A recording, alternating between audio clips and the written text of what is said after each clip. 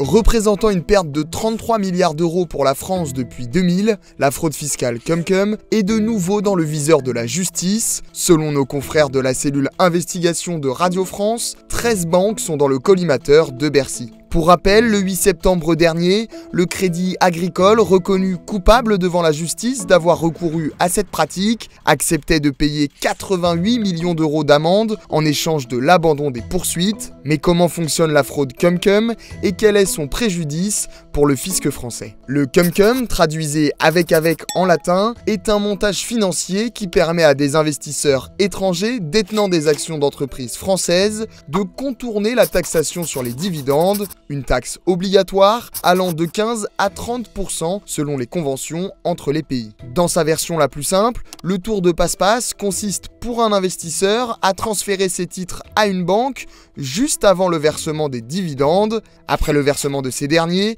les banques, quasiment exonérées d'impôts, n'ont plus qu'à restituer l'ensemble des actions quelques jours plus tard, sans oublier de prélever une petite commission. Ainsi, tout le monde y gagne, sauf le fisc. En pratique depuis quelques années, c'est la révélation en 2018 des Cum-Ex Files qui a mis en lumière l'ampleur de la fraude.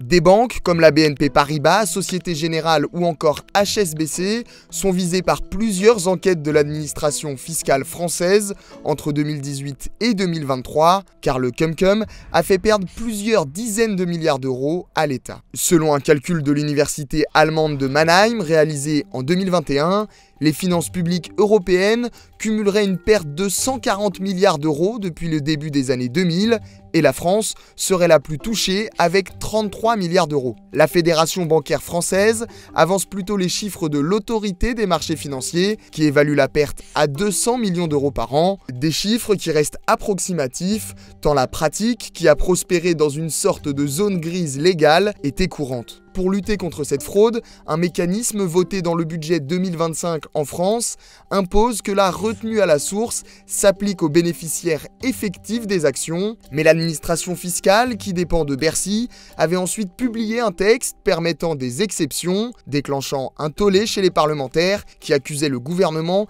d'avoir cédé au lobby bancaire. À l'issue d'un bras de fer, Éric Lombard a finalement annoncé le 24 juillet dernier la republication du texte sans les nouvelles dispositions, en rappelant que la lutte contre la fraude fiscale avait rapporté plus de 10 milliards d'euros en 2024. Le dossier de la fraude Cum-Cum semble donc tout en haut de la pile, en plein débat sur les économies budgétaires à réaliser pour la France.